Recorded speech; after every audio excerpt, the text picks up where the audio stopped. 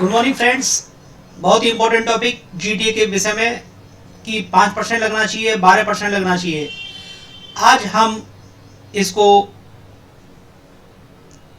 Explain करेंगे कि किन केसेस में 5% लगेगा और किन केसेस में 12% लगेगा।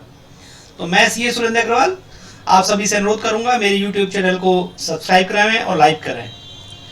देखिए, सबसे पहले जो बात आती है, क्या चेंज आया, कौन सा नोटिफिकेशन इसको डिस्क्राइब करता है। सबसे पहले आपको जो यहाँ पे रीड करना पड़ेगा, नोटिफिकेशन नंबर 3/2022।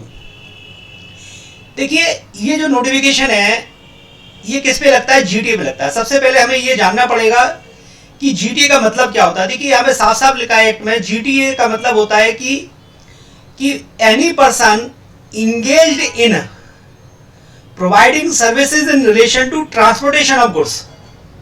तो यहाँ पे जो हमें बात करनी है, जो बात की जाती है, वो कहता है कि ट्रांसपोर्टेशन जो हम कर रहे हैं, कि गुड्स जो हम ट्रांसपोर्ट कर रहे हैं बाय द रोड, और साथ में उनको क्या इश्यू करना पड़ेगा, issue any consignment note, then it is called GTA.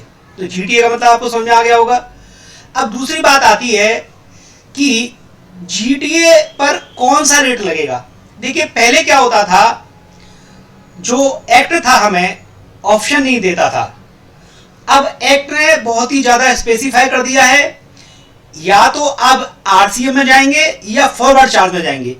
अगर आप आरसीएम में जाते हैं और फॉरवर्ड चार्ज में जाते हैं तो क्या क्या ऑप्शन है आपके पास। देखिए, सबसे पहले मैं बात करता हूं, सबसे पहले फॉरवर्ड चार्ज की बात करता हूं।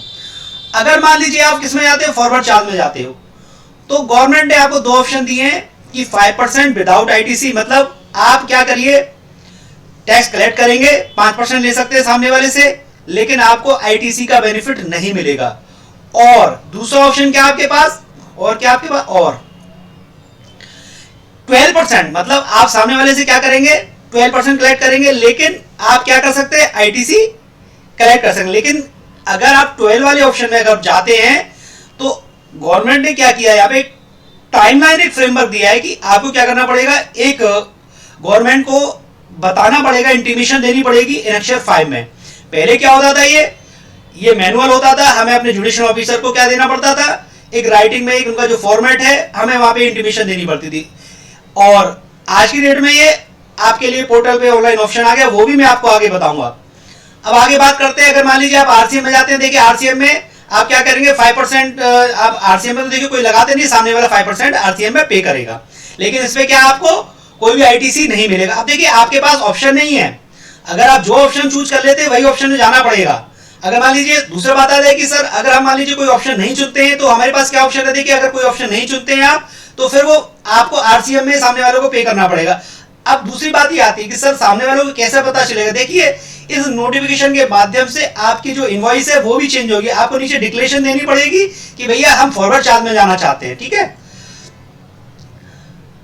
अब देखिए, जो 12/2017 था, उसमें ये सारी चीज एग्जाम की हुई थी कि अगर एग्रीकल्चर प्रोडक्ट है, अगर सिंगल कैरेज है तो 1500 रुपए है। अगर मान लीजिए दूसरा एक इसमें लिमिट थी, 750 रुपए की लिमिट थी। अब देखिए, इस नोटिफिकेशन में ये दोनों लिमिट भी आपकी क्या कर दी गई है, ये आपकी अब इन दोनों चीजों की भी आपको एग्जम्पशन नहीं मिलेगी। तो पहले बड़ा कंफ्यूजन रहता था, लोग इसमें प्लानिंग कर लेते थे। गवर्नमेंट ने इस नोटिफिकेशन के माध्यम से ये चीजें भी यहाँ पे हटा दी है। अब 750 या 1500 वाली कोई लिमिट नहीं है। अब आपको जो एग्जम्पशन मिलेगी नीचे वाली है, इन पे आपको मिल जाएगी।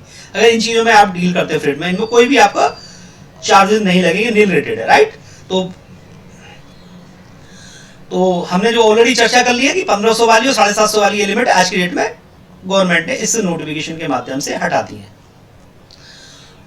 अब क्या हमें हर साल ये ऑप्शन लेना पड़ेगा? यस, हर साल हमें ये कब तक देना पड़ेगा। देखिए, अब जी जो अगर हम फाइनेंशियल ईयर अगर 23-24 की अगर बात करें, तो इसमें 15 मार्च तक हमें डिक्लेरेशन एनेक्सर 5 में गवर्नमेंट को बताना पड़ेगा। अदरवाइज आप आरसीएम में ही रहेंगे, इनपुट नहीं ले सकते हैं। तो मेरा सभी से अनुरोध है कि 15 मार्च तक ये अगर जो जीटीए है वो अपना ऑप्शन इसमें चुन सकते हैं, ठीक है। फिर उसके बाद आपको ये ऑप्शन नहीं मिला। कैसे जाना है, आपसे जीएसटी पोर्टल में सर्विसेज में जाएंगे और सर्विसेज में जाके आपको एक ऑप्शन आता है यहाँ पे, ये रहा, फॉरवर्ड चार्जिंग का, तो यहाँ पे ऑप्शन आप क्लिक करके एक्सरे फाइल कर सकते हैं। ऑलरेडी स्टेप दिए हुए, स्टेप 1 में आप पोर्टल पे जाएंगे आप लोग, इसके बाद डैशबोर्ड है आपका, इसके बाद आप यूज़र में, और इसके बाद ईयर आप सेलेक्ट करके ये फाइल कर देंगे। थैंक यू दोस्तों। अगर आप ये वीडियो लाइक लगी हो तो लाइक करिए और मेरे चैनल को आप सब्सक्राइब करिए। थैंक यू दोस्तों, मिलते हैं फिर ऐसे ही आपकी नेक्स्ट वीडियो में जो आपके लिए बहुत ज़्यादा इंपॉर्टेंट रहेंगी। थैंक यू दोस्तों।